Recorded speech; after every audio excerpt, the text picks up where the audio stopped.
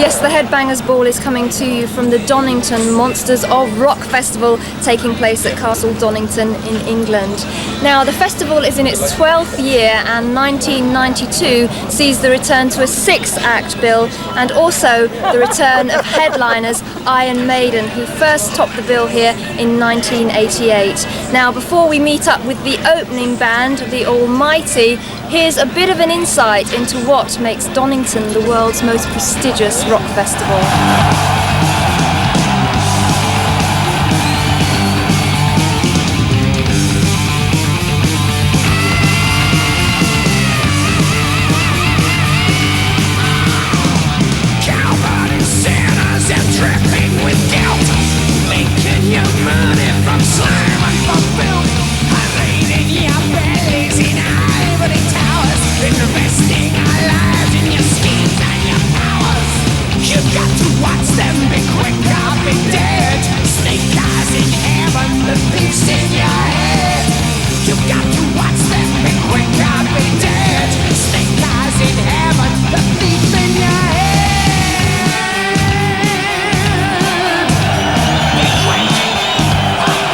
Got to go down to the bands that play and the people that stand out there and listen to the bands and watch the bands. It's a pilgrimage. A lot of people have been here for a week, a holiday. You told me. In 1980, I never thought we'd be here in 1992. This thing, without a doubt, is the annual Woodstock. And although there are other festivals in the world, the attention is here. And you can do as much in one show here as it take you 6 months to do around the rest of the world. So in comparison, there's really nothing else like it.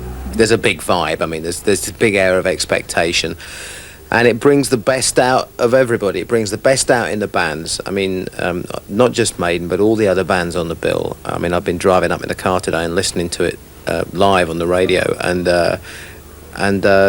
you know, everybody was. I mean, I've got like a posse in the car with me. I've got 8 people in the car with me, and well, the truck actually, I should say, and everybody's going, oh, that's that. Oh, God, they sound really good, don't they? You know, and stuff. So that's excellent. That it's getting, and it's what a festival should do, is expose bands like the Almighty, for example, and W.A.S.P and people like that to a huge audience all at one time.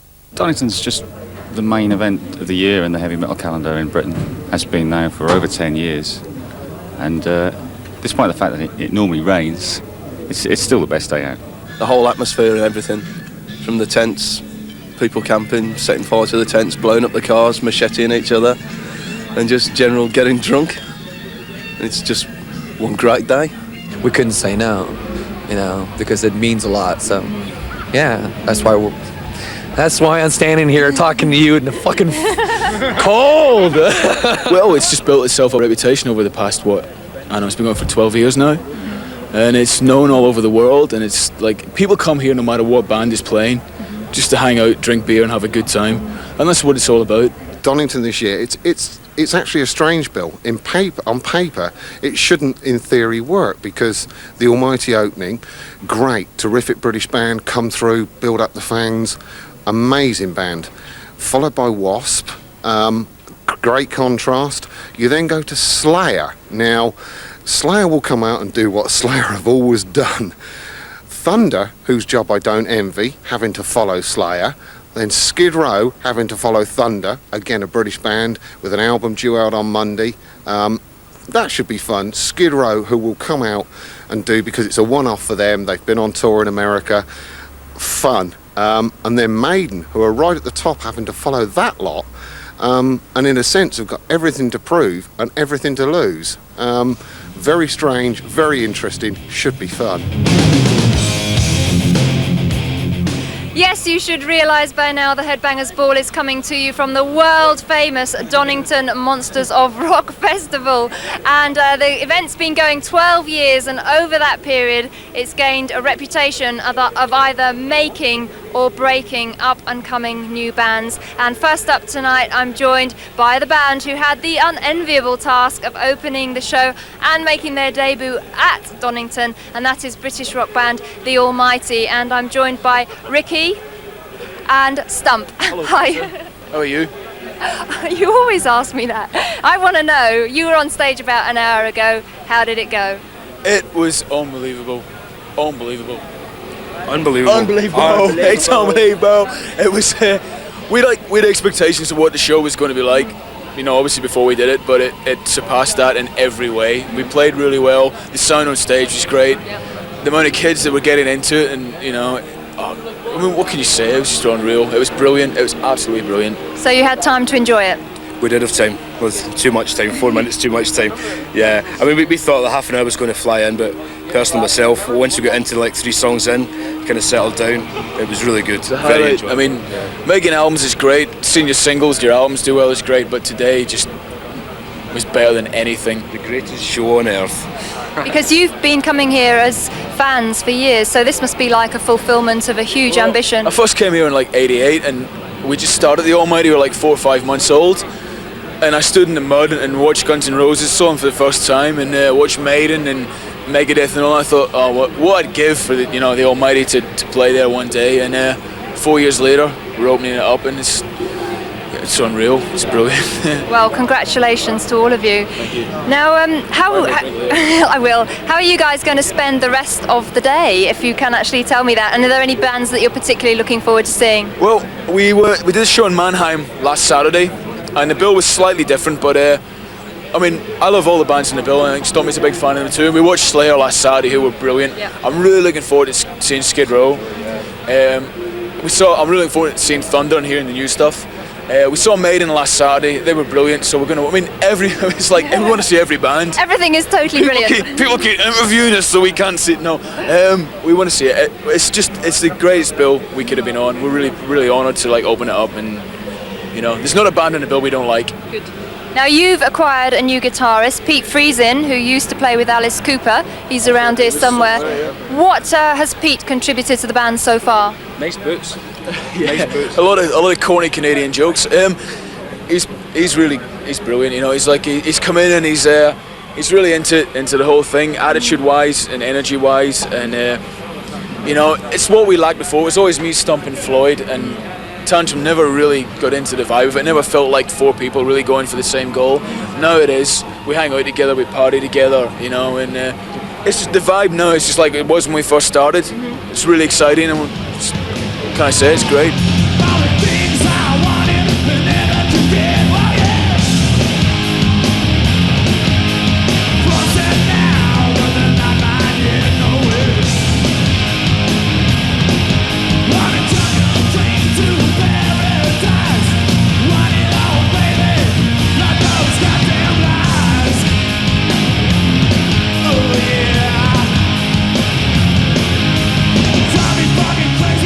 Take me high.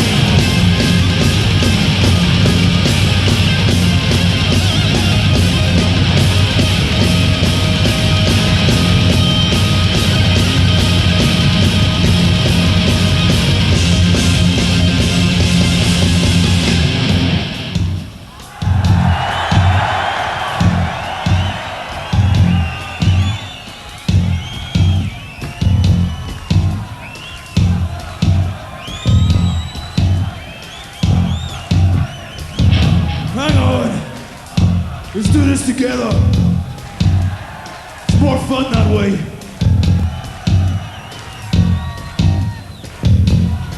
I said you drive me fucking crazy.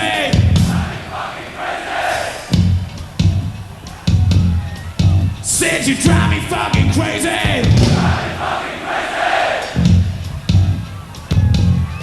I said you drive me fucking crazy.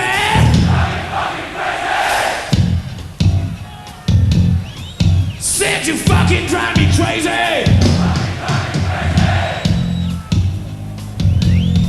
And sing wild and wonderful. Wild and eat my chum.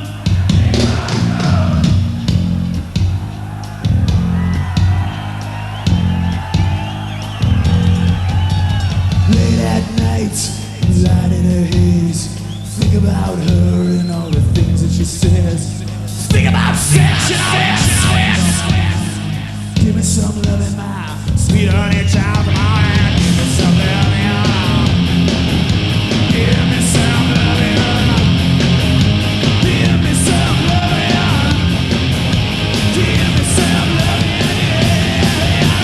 Wild, wild and wonderful. Wild, wild and wonderful.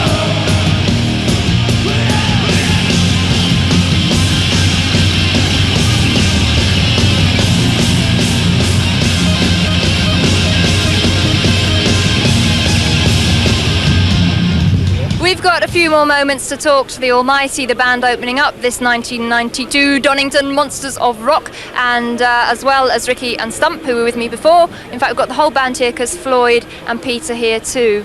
Now, you guys played an Australian tour and then Super Rock in Mannheim before coming to Donington. How did that kind of prepare you for this, the biggest of your life? We thought it prepared us really, really well until we actually got here, and then we thought it hasn't really prepared us at all because, you know, this is Donington and nothing compares to Donington. What a cliche. But obviously it helped to get Pete integrated into the band, right? Definitely, yeah. He can play now. He couldn't play before, but he can play now after 6 weeks in Australia. For my own personal, let me speak for myself here. Australia was great because it basically got me very much at home with the songs, and we played sweaty pubs for like 6 weeks, and that got us tight. And then, you know, basically we walked on stage in Donington, I crapped my pants and it all went out the window. I actually felt really, it was pretty strange saying it just Pete today to the British crowd, because we feel as if he's been in the band for like 3 years. It feels as if he's been in the band for too long. It's like for like 3 years or 4 years, you know, and it's like, really this was the first, you know, first time a British kid's actually seen us play with Pete, and it was like, it was strange because we've done like over 40, 50 shows with the guy now in Australia, and it's just brilliant, it's great. All I gotta say is British fans rule. Best. Now you played a new song called Addiction. Now, how are you getting on with the writing for your next album? Is that kind of indicative of the new material? It's a very good indication of the way the Almighty are going. We wrote maybe half a dozen songs before we went to Australia. The idea was to write on the road in Australia, which proved difficult because, you know, we were 6 weeks there, we'd 6 shows a week, a day off, and that day off was like a drive of 600-700 miles, and it was impossible, you know, to write. But we got a lot of ideas, and now Donington's really it. We'll sit back now, take a few days off, and you know, start writing again. Start again. Yeah. I mean, do you think that there'll be a much more noticeable change in the style between Soul Destruction and your third album than there was between the first and second album? Well, yeah, I mean, there's new blood in the band, and somebody that comes in fresh with fresh ideas and a different attitude and a different opinion is obviously going to make a difference, but it's going to make a difference in all the right ways. You know, me, Stump and Floyd have always had a good idea of what we wanted and what we wanted to achieve, and Tantrum never really shared that ideal, whereas Pete just came in straight away, thinks along the same lines, writes riffs and stuff that we can really relate to and we really dig, and it's the vibe now is the best it's ever been, you know. I guess there must be a lot of pressures on you for the next album. Which ones are you aware of the most? Just money. No, not money at all. It's to do with our fans. We have to please our fans that we already have, as well as attract new ones as well. You know, I think that's sort of plus enjoy ourselves writing music. We have to write music that we please ourselves. You know, as long as we do all that, then I'll be happy anyway.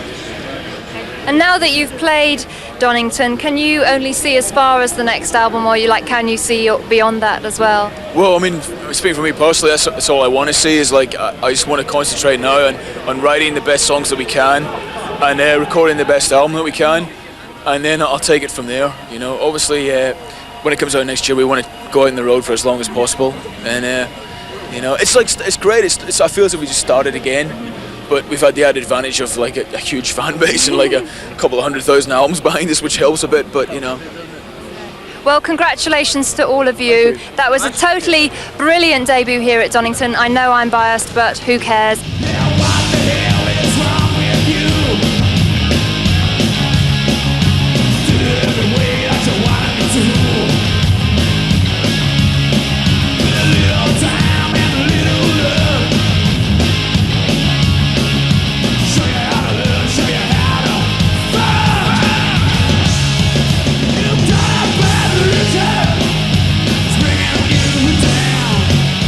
Love inside the band, we're in all over.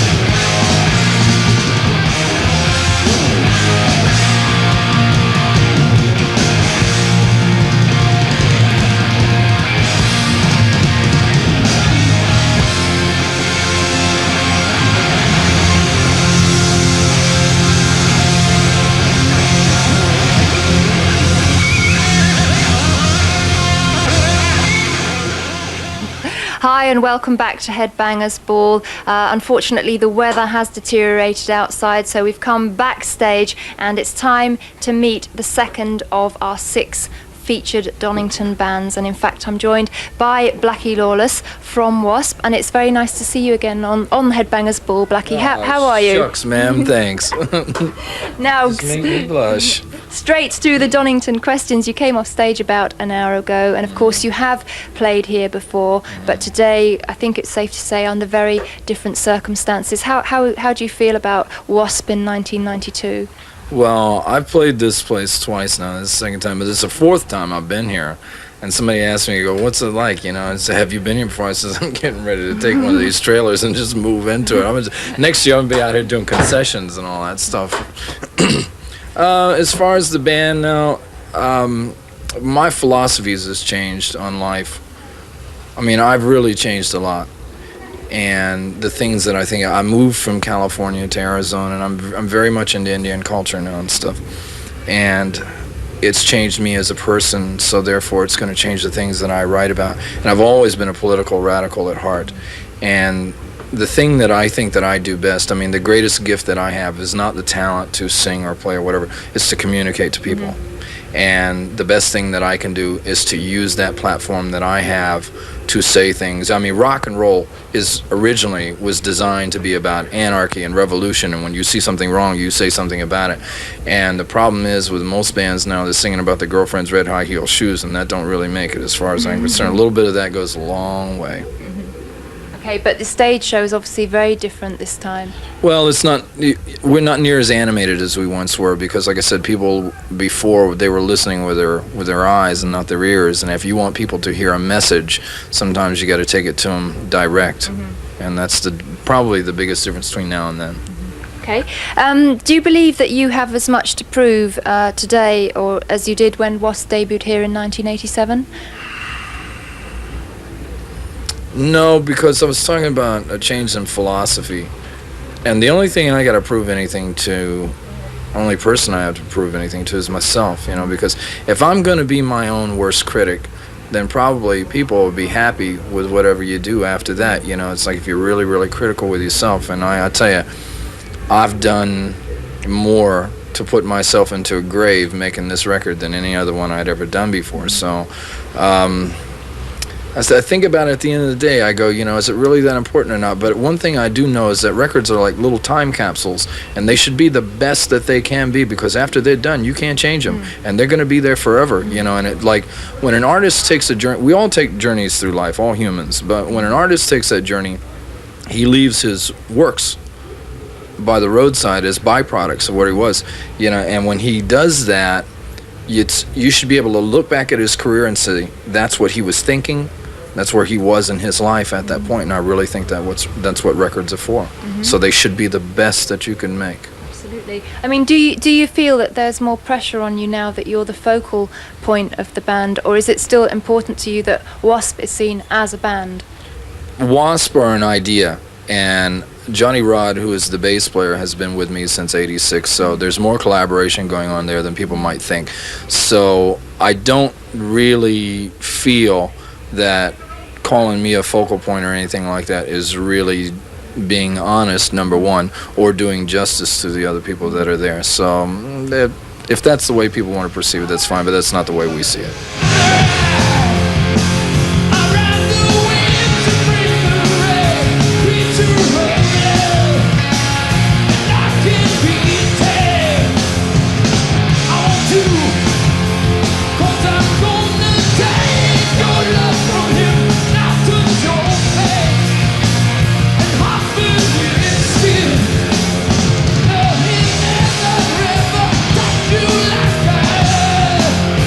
Ooh.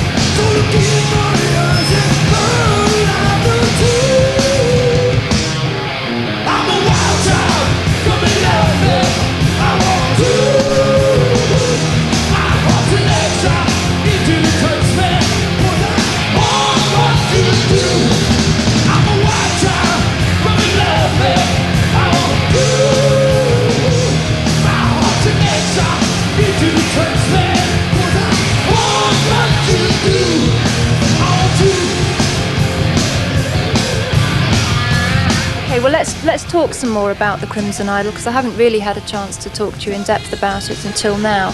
We know that it's the story of Jonathan, and people are calling it a concept album. Did you find it easier to write to a concept rather than just like individual songs? It's really difficult, and I'll tell you why. Because when you do a traditional album, you have the luxury of recording songs and you put them all together, and when they're done you create a running order at the end of that, you know, and if you don't like that running order you can change it. One of the things that I quickly learned was that when you do something like this, you write the story first and then you've got music on the side, but you can't really put the music in because you don't know where it's going to go yet, because the one thing I'm thinking in the back of my mind is remember the flow, it's got to, the running order's got to be right, because when you get done you put all the elements together. If the flow is not right or the running order is not right, you got to tear it down and start all over again. And after 2 years of building that wall, no thank you, I had no desire to do that. So I said, okay, this has got to be done methodically. Doing a record like this is compared to a regular album is a day at the beach compared to this. This took a lot out of me. And I wrote Pete Townsend a letter the other day because I told him before I started this album what I wanted to do and what the story was about and all that, and he pretty much patted me on the back and said, yeah, I think it's a good idea. But one thing I did not know was that when it was over, how it was going to change me. And when you live with a character, see, there's 9 characters in the story of the Crimson Idol, and you don't just put a name on somebody and expect them to be real. You got to give them all a heart and a soul and a mind and a personality and everything. I mean, to me, they were very real. And when you see the pain that someone goes through in a story like this, it'll put you through changes as well. So the letter that I wrote to him the other day, I says, obviously you have been through this before, but I had not. I said, this took me on a journey, a very bizarre journey, one that I'm not sure that I want to repeat again because of what it did to me.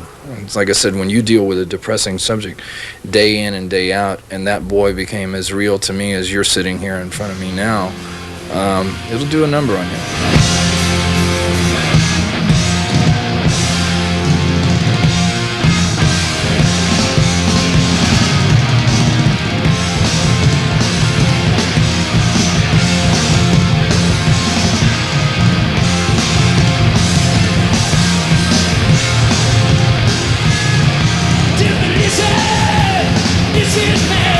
The old one hated me. I become the one. Want me back.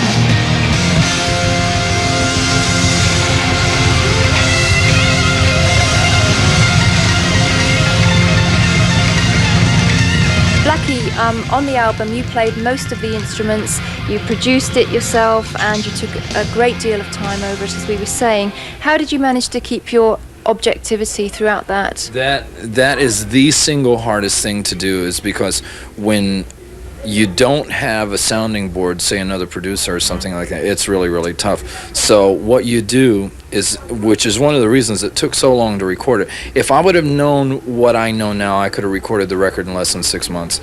But when you don't know what you're doing, you have to put, it's like building a wall, and you take one block and you put it up, and you got to back off and you look at it and you go, okay, that one's all right, and you put another one up, and it's very slow and very methodical, and it's very, very painstaking, because I'm the kind of person that, you know, I mean, as with everybody else in this generation, you want everything done yesterday, you know, it's like, let's hurry up and get it done, you know, it's like, but it does not work with this. You've got to do it slowly, because like, as we were talking before, when you get to the end of it, if it's not right, you've got to tear it all down and start all over again. There was no way I was even thinking about that. I mean, with the time is one thing, but the money that it took to do this is just like, I would have been on the soup line after this. It was enormously expensive to do. So it's just as well you had your own studio, really. Well, that's what I did, though, is I built the studio before I did that, because everybody said, okay, what took so long to do this? All right, the last tour, the Headless Children tour, ended in September of '89. I went to Mexico for about 2 weeks and just laid around and contemplated my life and what I was going to do. And I said, okay, I'm going to build a studio, which I eventually ended up being called Fort Apache. Now, one thing that I did not take in consideration is that you can record in studios till you're blue in the face all over the world, but until you build one, you have no idea what's involved. I mean, it's like there's a lot of legwork that has to be done. It took 9 months to build a studio. I figured it'd take 2 months. So I'm off the mark there. Then I get into the storyline, and the story took a year to write. So I'm writing the story while the studio is being built. Now, in the meantime, I'm writing music, but like I said before, I don't know where the music's going to go because the story's not finished yet. So it's just, I mean, it's tough. It's really complicated. And if I would have known what I know now, I put myself on a 3-year kamikaze course to do it, but I can tell you, But basically, every single aspect of this album has been like a tremendous learning process for you, hasn't it? nothing that I did on this record was like anything I had ever done before. And one thing I will say is that if I do another record like this, which I probably will in the future, that I've got some of the formula down of how you have to go about it. But it's like, you know, turning somebody loose, you know, in the desert and say, find your way without a road map. You know, it's like, okay, where do I start, you know? And you start calling on every ounce of experience that you've ever garnered or accumulated, and it's tough. And the moral of the story is be careful what you wish for. Does that in any way apply to your own life? Well, yeah, because like so many times, you know, we think we want things and we don't, you know, we finally get it and we go, well, this is what I thought it was going to be, you know, which is this boy's quest is like, he's like standing at the foot of the mountain and he's miserable. He hates his life, hates his parents, hates everything, you know. But he's looking up the mountain, he's thinking to himself, well, if I get up there, I'll be all right, you know. Well, he struggles and he finally gets there. The one thing he doesn't plan on is that once he gets there, he's still miserable. And in reality, he was better off when he was down at the foot of the mountain because he was miserable there too, but at least he had somewhere to go. Now he's on top and he's still in trouble, and there's only one way out for him. Which best to listen to the album and find out. And very quickly, would you like to be able to perform this album in its entirety, rather like Queensryche did with Operation Mindcrime, with all the visuals and stuff? We will. We've already shot the story in movie form with all 9 characters in it, so they will see that when we perform it live. When we come back to start our own proper tour, which starts at the end of September here in Europe, we will do the record in its entirety from beginning to end. Brilliant. Oh, well, I shall really look forward to that. Okay, well, thank you very much for taking time out to talk to me. It's so interesting. I've got 10 more questions, but we are running out of time. We've got Slayer coming up for you on the Headbangers Ball, but right now we are going to see more of W.A.S.P's absolutely blistering live performance here at Donington. Check this out.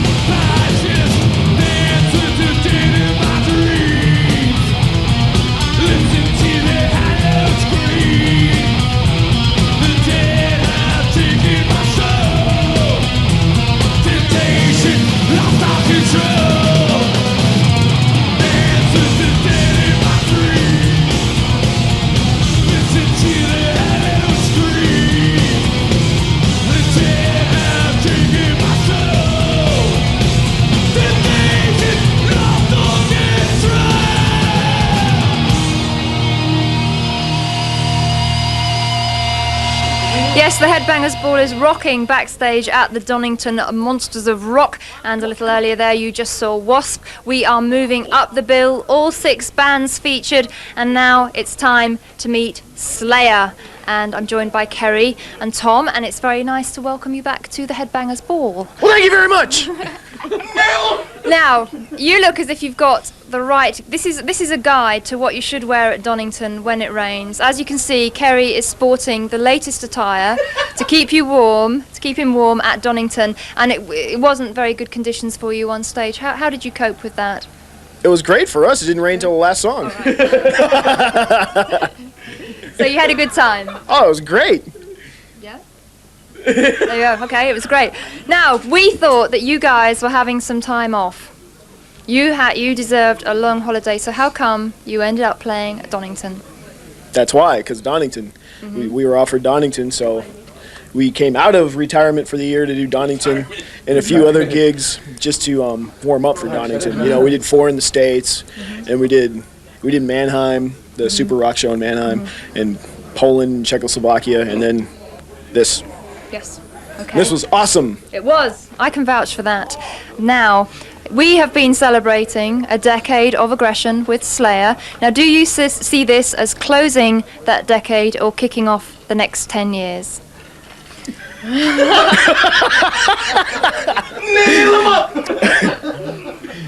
Is closing a 10-year? Yeah. Or start kicking off the next 10 years. Or both, maybe. Neither. It's just something we did. You know, we put a live record out. It wasn't closing a chapter, starting a new one, or anything.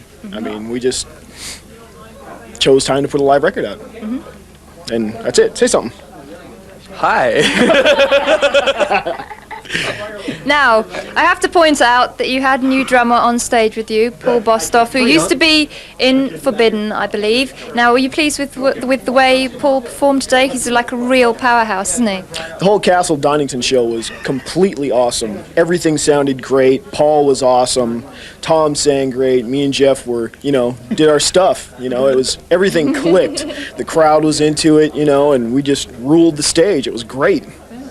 Did you feel a responsibility, because you guys are the most extreme band to ever appear at Donington in its 12-year history? No. Did you feel like a responsibility to show that you could make it work at a big festival like this? I think we did. We came across very well.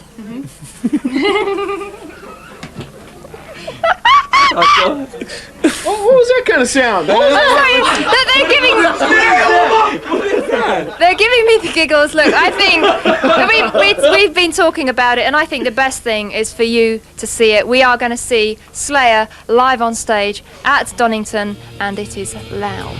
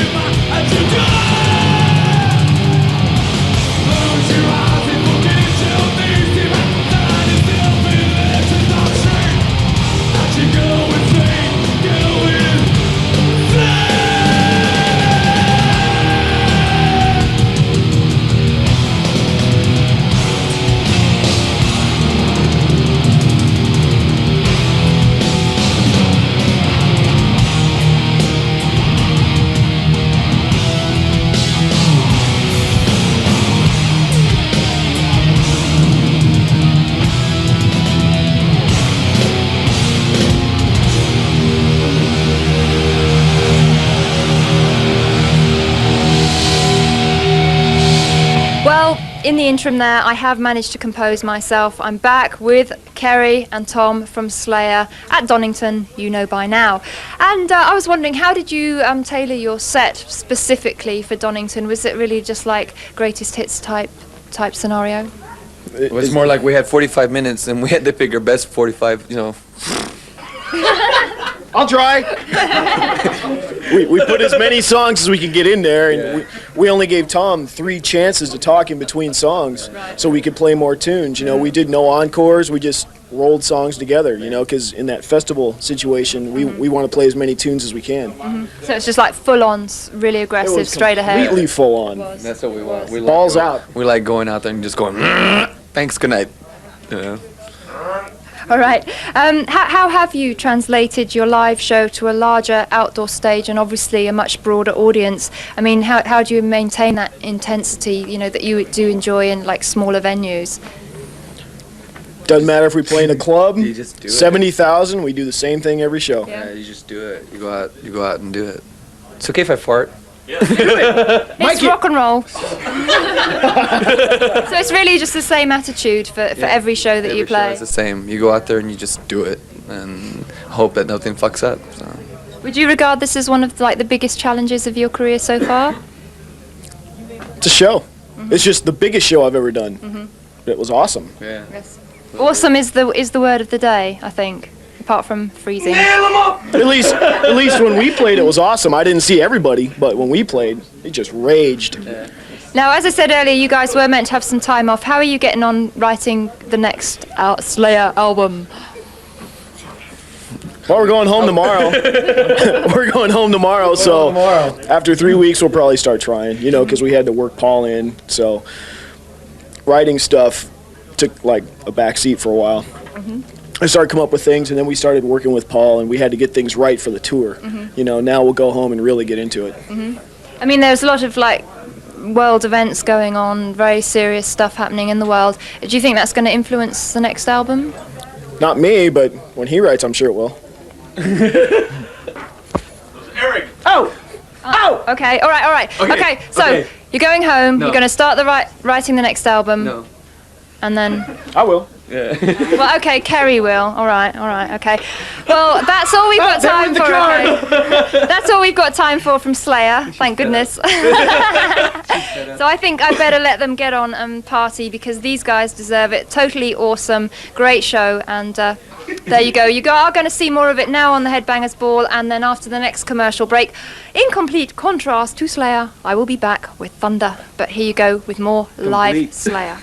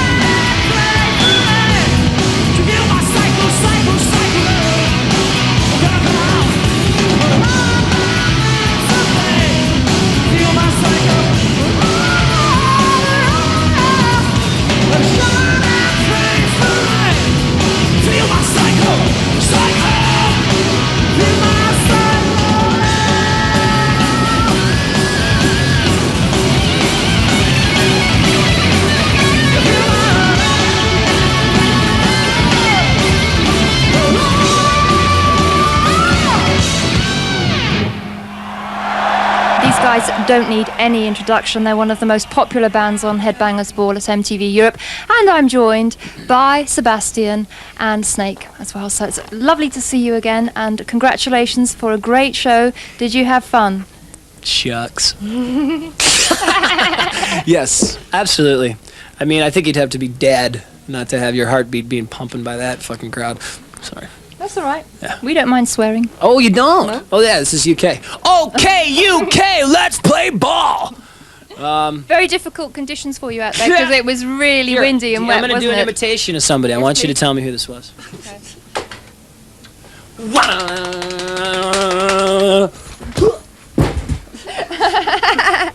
It was you, yeah, I thought so. If you were there, you know that was my entrance. I was working on it for a while. I've been taking dancing lessons, and I felt it came off all right. You didn't hurt yourself. Just my butt. Now, look, congratulations are also in order. Sebastian got married a few weeks ago. Shucks. Are you? How did that work out? You really happy? Yeah, have a seat. You're too tall. It worked out great. And you know what sucks? AIDS fucking blows, doesn't it? It's kind of a drag. I think we were all You don't lucky. have to worry about that anymore. Exactly, because I got checked out 2 weeks and I'm like clean as a whistle. I can say the same for myself. Thank you. I said. Because it's a drag because, you know, it's changed a lot of rockers' lifestyles. Because it's like you stick your dick in something and it comes out, it's like sawdust. You know, you're going like, what was up with that? Excuse me, Doctor, my dick. Excuse me, but we better get back to the subject in hand, I think, actually. Well, what I was saying is that, you know, if you live that same life as you did in 79 or 80, it's like you come off the road and your tool looks like the back of a frog, you know? It's like green veins, warts. It's like, have I met you? So being someone that, you know, enjoys boning safely, might I add. Good, thank you for that public service announcement. See, but my problem is that I don't dig rubbers because, you know, it's kind of not the same. Okay, and talking of rubbers. Oh, wait, you're allowed to say that. So my choice, just like George Michael, choose monogamy. Okay.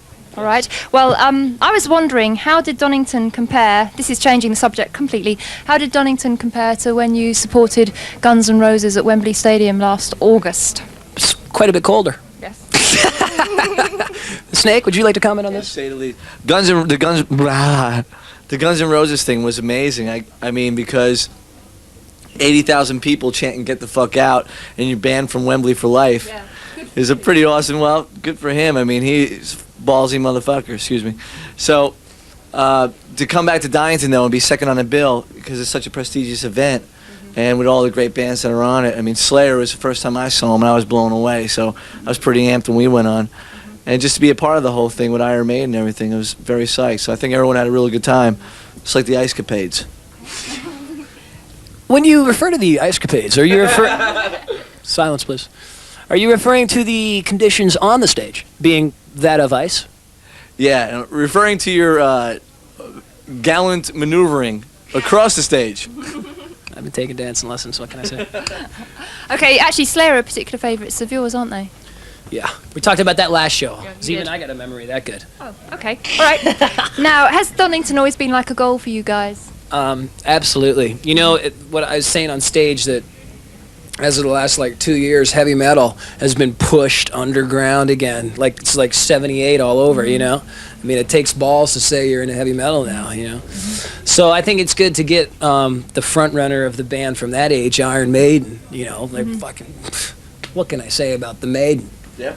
And then, you know, the forerunners of thrash or death metal or whatever, Slayer. And then the forerunners of like short-haired metal, us. Right. And then Thunder, who is a classic English band, you know. I think it's really quite a, you know, a cool bill. It is. Definitely. Plus that guy in Almighty Ricky's cute, isn't he? Yes. I wish I'd seen him all day. I haven't seen him for hours. Oh, he's sexy. Yes. Okay. No, I mean, we were just saying then that you got banned from Wembley. Now, people were obviously expecting you to be controversial today, but was it really important to you that the music did the talking today? It wasn't important at Wembley to be controversial. Really? All we did was go out there and read a letter, you know. People make things out of, you know, actions, you know. So it's always our intent to, like, you know, play as good as we can. And okay, but the method, and you know, and just go out there and do what we do. If something happens because of it, then that's one thing. But it's not like we go, holy shit, I know this is gonna get me banned. I'm gonna do it. Yeah. You know. We had no idea that would happen. That would be that uptight. You know, those people, brand council are like pretty fucking wound up. You know. Well, I thought that was a really good thing you did, because nobody should have the right to censorship like that. That's Absolutely. When you have 80,000 people that are sitting there and on your side. I got long arms. When you got 80,000 people that are sitting there and looking at the band and looking at him reading this letter and going, this sucks, this letter sucks, and saying, get the fuck out to the Brent Council. I mean, I don't know how many people in the Brent Council, but there was 80,000 people in Wembley, and I think there's a little bit more in Wembley than there are in the Brent Council. They might be getting their ass kicked soon. Okay, all right. Thank you very much for that. Now, okay, we're going to... It's as good as Slayer's burp, I have to say. Right now, we are going to talk to Skid Row some more, so please stay tuned. But we're going to see these guys live on stage at Donington, and if you don't mind me coining your phrase, they kicked ass. I love this woman.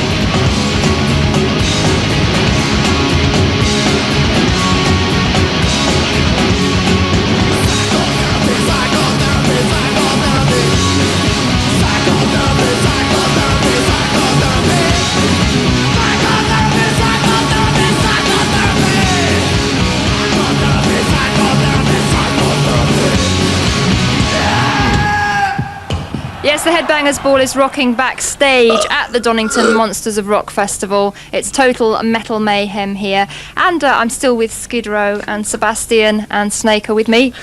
And we are not being terribly serious, but I'm going to try and get a more serious stance to this interview right now. Now, you've just released the Donington Gone Wild EP over here. Now, was that song could have been written for this event, couldn't it? It's like an anthem. Yes. The cool thing was about that was, jamming with Rob Halford on the B-side. Yeah, how did that come about? Do you know what? Fucking KK Downing is here. I told you that before the show. What?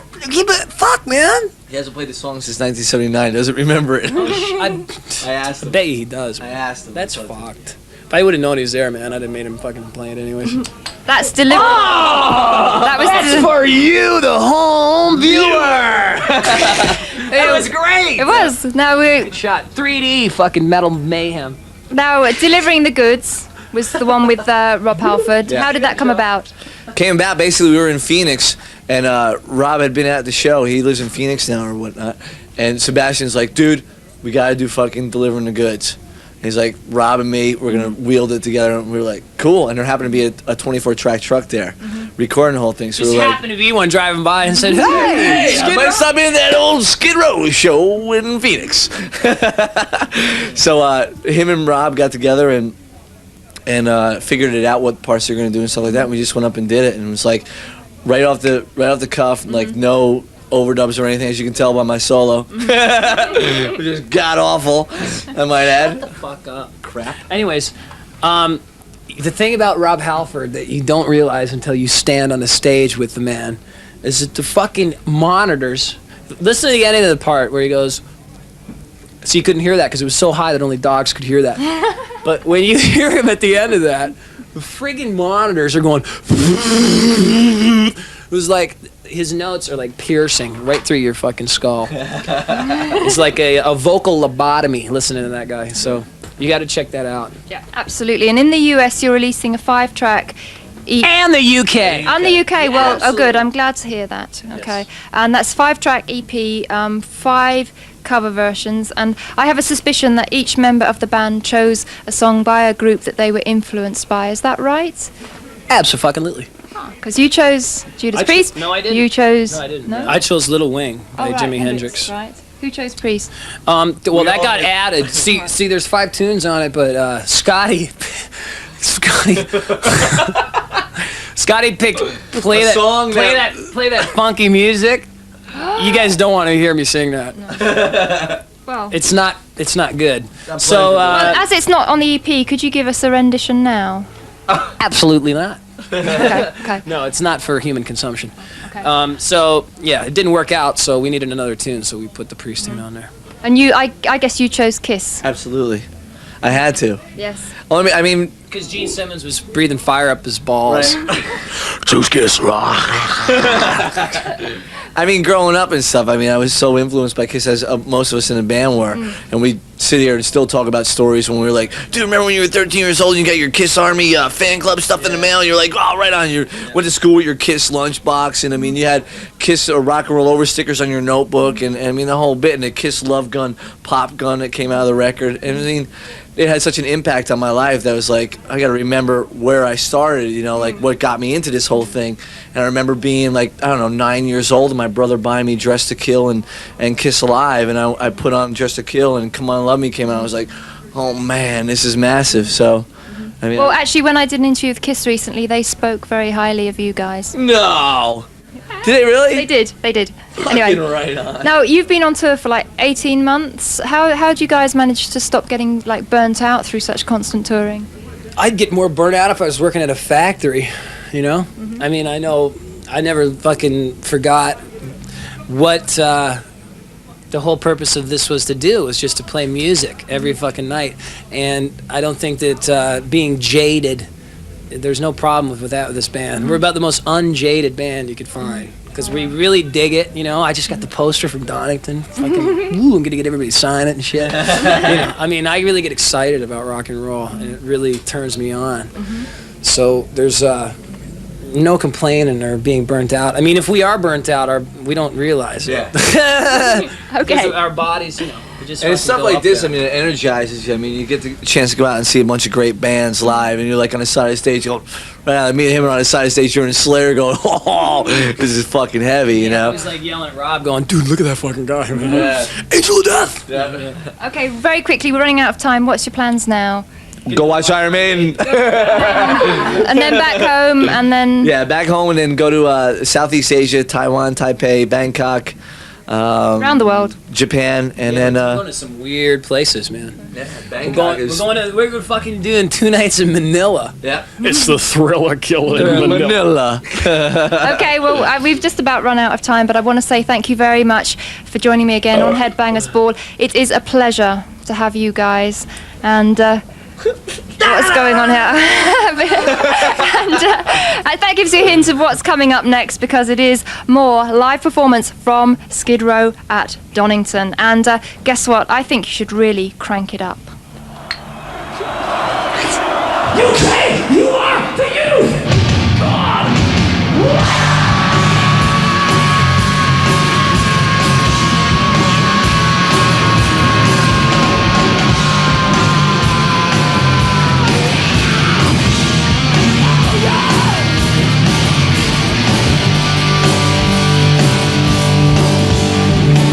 Since I was born, they couldn't hold me down.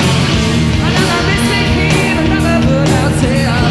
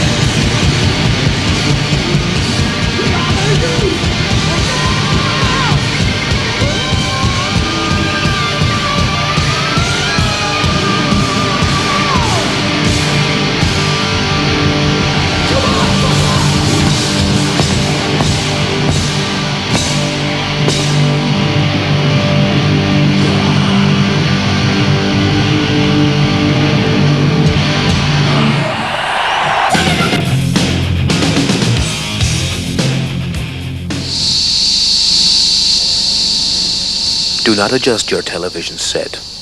We are controlling the horizontal. We are controlling the vertical. We are controlling all the exits from Junction 23 on the M1. We have controlled and we will maintain throughout the MTV Donington special. I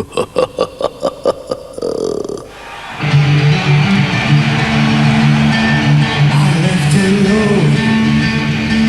My mind was blank. I needed time to think, to get the memories from my mind. What did I see? Can I believe that what I saw that night was real and not just fantasy? Just what I saw in my old dreams were the reflections of my Walkman staring back at me. 'Cause in my dreams ain't nobody there. In the face that twists right now brings me to despair.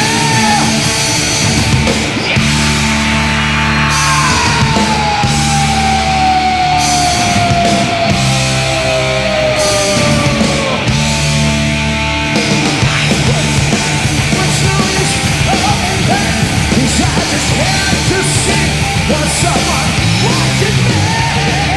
In the mist, darkness move and twist. Was all this for real? I'm just some kind of hell. 666, the number of the beast. Hell and fire, sworn to be released. Tortures blazed and secret chants were raised as we stood to cry.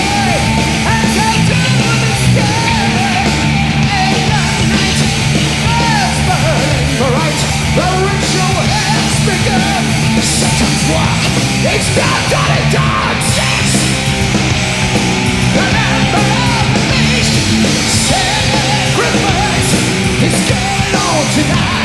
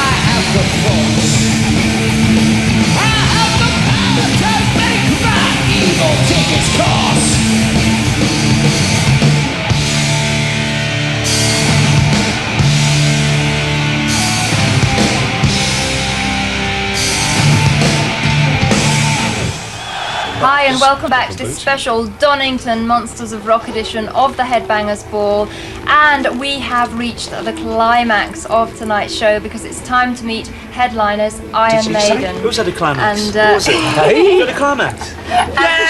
Nico and Yannick have joined Does me. Ricky know what you're saying on this here air? Hello, boys and girls. How are all you lucky people? Yes.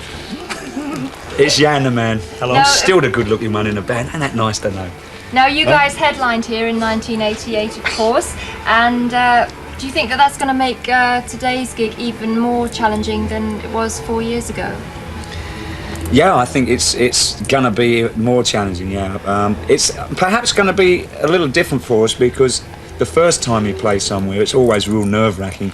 Not to say that this isn't going to be nerve-wracking for us, because we do suffer rather bad flatulence before gigs, boys and girls, I must add, so keep away from the dressing room with naked lights.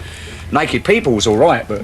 Naked flames. And flames. But, yeah, it's going to be, I think, because, you know, it's been 4 years since we were last... Well, we did a little English tour after the Donington 88, and then, of course, we got Jan in the band as well, which is a different lineup for us. We're really kicking and firing on all four cylinders, but it's always going to be something special when you play in front of like 50, 60,000 kids in your home territory. So I'm feeling pretty good at the moment. I don't know what, you know, 10 minutes before the show tonight is another story. And we're getting changed for the show, but it's going to be real special, and it's always... So Donington has a mystique about it all of its own compared to any other festival around the world. Not to say they're not as good as in terms of bills and having fun, but there's something about this whole show that's it's insane. Yeah. I like things like that. Now you guys had a big hand in choosing the lineup this year. 3 US acts, 3 British acts. Why did you choose the bands that are on the bill? Everybody got together and just put ideas forward of bands who'd like to actually play on the bill. And there's quite a few that got rejected actually, that didn't actually want to do the gig.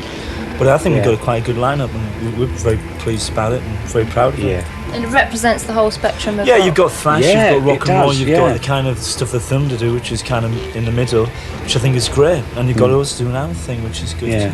So there's a bit for everybody. That's right. Something for everybody, ain't it? Oh, a little bit of rock and roll. Let's have a bit of rock I don't know if there's any trivia. jazz in there, do what? Let's have a bit of rock trivia Rock because trivia? Yannick played here with Gillan. Yes, so it's that's right. not his first Donington appearance, but I have his been first before. with Iron Maiden. That's right.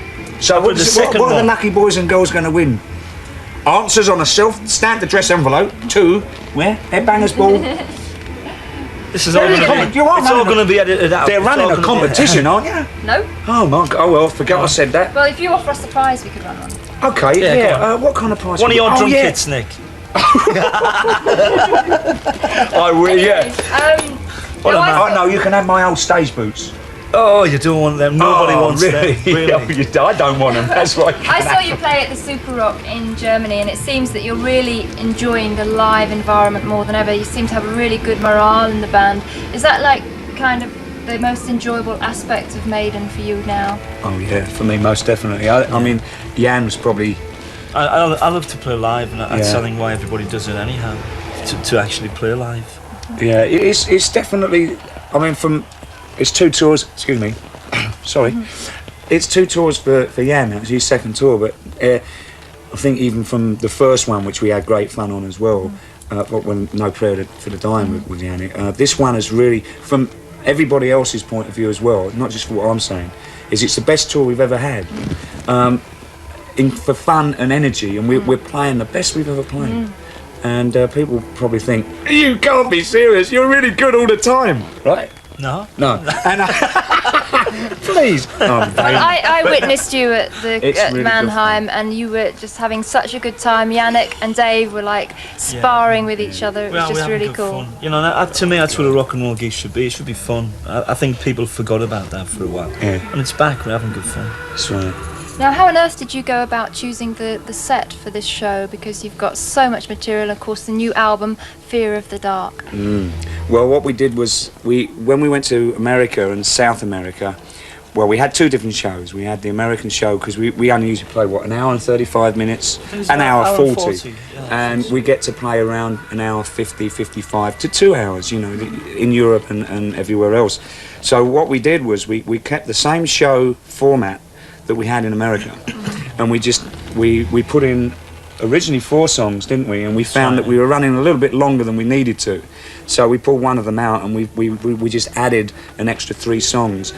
The way we kind of chose them were that for the set was something off of each album that Maiden's done. There's a couple off of 1 or 2 of the albums, you know, but to try and make a cross section of everything that Maiden's done, we took at least 1 song from each album. And what you're trying to do also is to make the whole concert work together. So the songs, pardon me, you can pick songs that perhaps people feel are not the best songs, but they work best in that set. So you're actually aiming for a set that fits together and, you know, gets better and better, and sort of there's a crescendo at the end, a climax. Hey, that's the second time that word's been used tonight. Hey. It is. So what do you want this performance at Donington to say about Iron Maiden in 1992? We're back. You climaxed. We Not climaxed. We climaxed We're together. back. Together. Yeah, I think it's really, you know, a decade down the road really now. So, say Number of the Beast was the sort of, you know, if you look at the success of the band, and it's 10 years later down the road, and we've kind of, it's like a revived band. Well, revived is not maybe the word, but it's like definitely a stronger band than it has ever been. And I think some people, you know, some of your critics kind of look at you and go, oh, you're getting on a bit past it, you know. And I think what tonight's going to do is it's going to be like we told you. She fell in love with this crazy machine. She leaned over while his kids got clean. She never seen the beast before, but she left that wine in a bottle. When she was walking on down the road, she heard a seven-man spread. He whispered to her to get on the bed. Take it from a ride from eternity. How? Ain't a bad place. Hell is from here to eternity. How? Ain't a bad place. Hell is from here to eternity. She must be having one of her crazy dreams. She never said on a piece so mean. Made her feel like she's upside down. She even thought she heard the engine sigh. But then her dreams had come to an end. They took her time like a dance band. The beast that shot her, they were 2 of a kind. They always take the line from here to eternity. Ow! Ain't a bad place. And it's from here to eternity. You do it. Ow! Yeah! Hell is from here to eternity. Come on. Ow! Ain't a bad place. Hell is from here to eternity. Yeah! Ow! Hey! Hell is from here to eternity. Ah, yeah!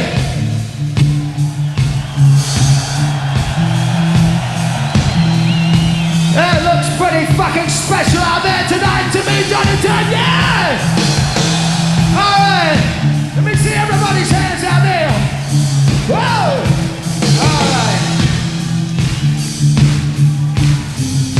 Wow. Say, ow! Ain't a bad place. Hell is from here to eternity. Come on! One more, come on! Yeah?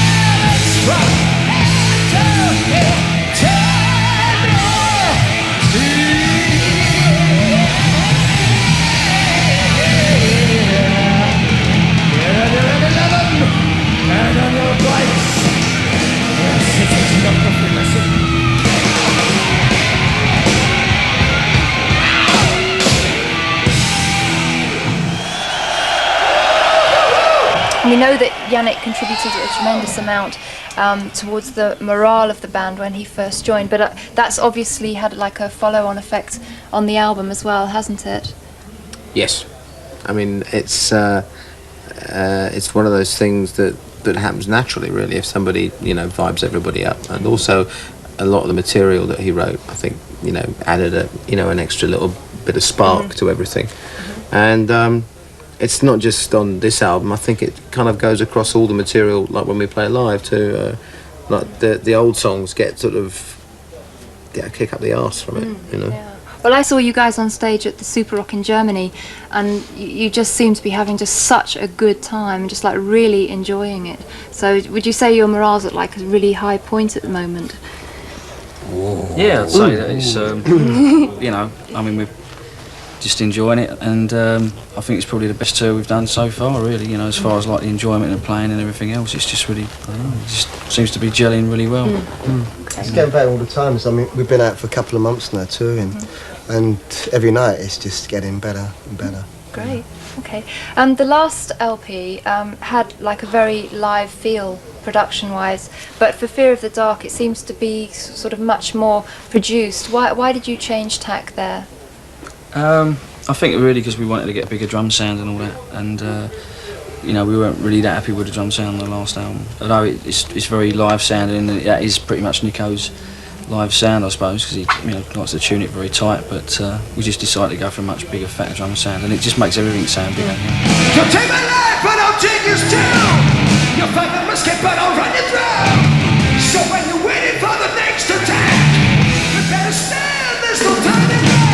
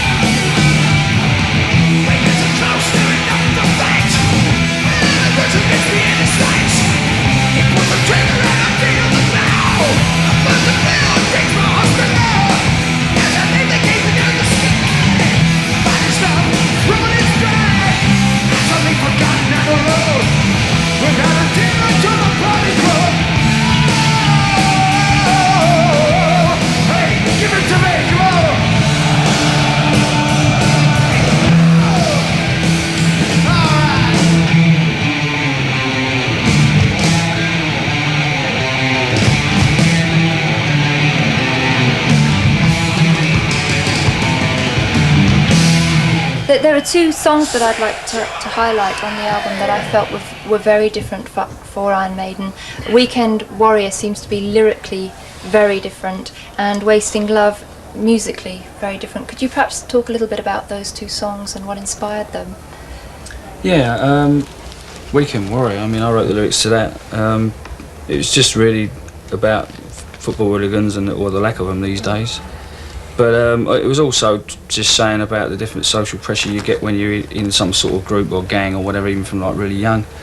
You know, it's sort of really difficult to sort of leave a gang or whatever, you know, sort of pressure or whatever from the others in it. And I think most kids sort of go through that, you know, sort of stage or whatever. And yeah, I mean, I didn't really think at the time that it was that different a lyric really, but you know, a lot of people have said so since. I suppose it must have been. But, And what about Wasting Love? Is that really a song more about how much you can hurt yourself rather than somebody that you've hurt?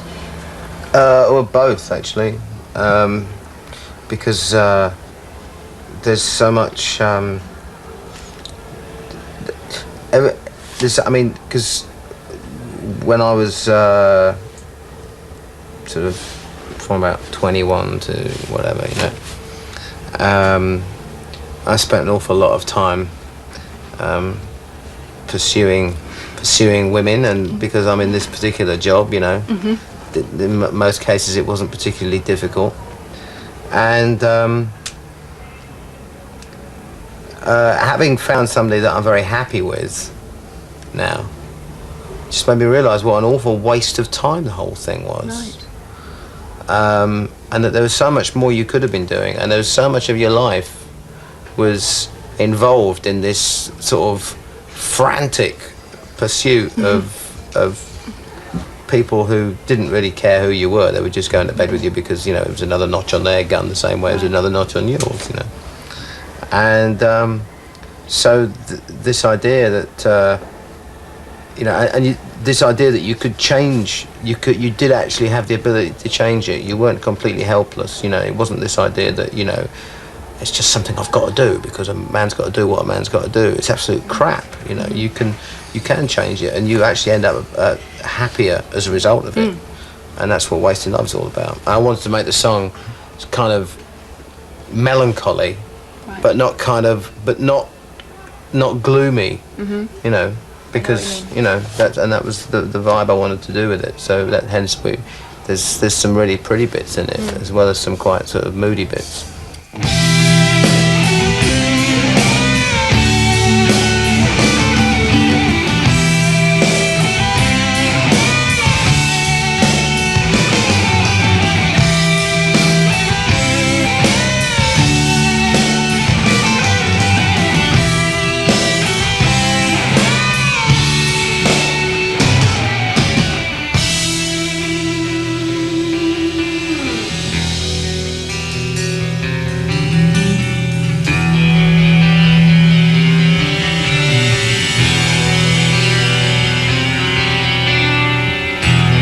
Maybe one day I'll be an honest man. Up till now I'm doing the best I can, yeah. Long roads, long days of sunrise to sunset, of sunrise to sunset.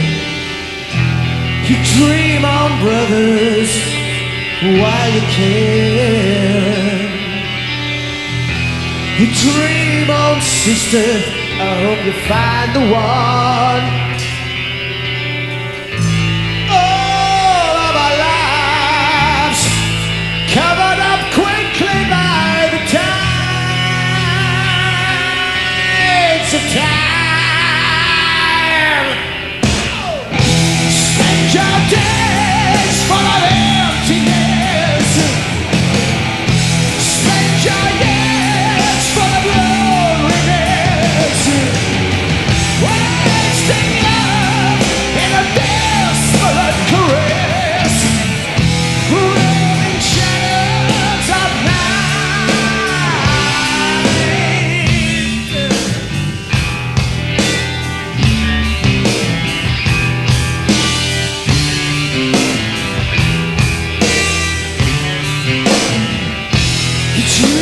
brothers while you can. You dream on, sister, I hope you find the one, yeah. All of our lives covered up quickly by the tides of time. The sands are flowing and the lines are in your hand. In your eyes I see the hunger and the desperate cry that tears the night. Spend your days full of emptiness. Spend your years full of loneliness. Wasting love in a desperate caress. Rolling shadows of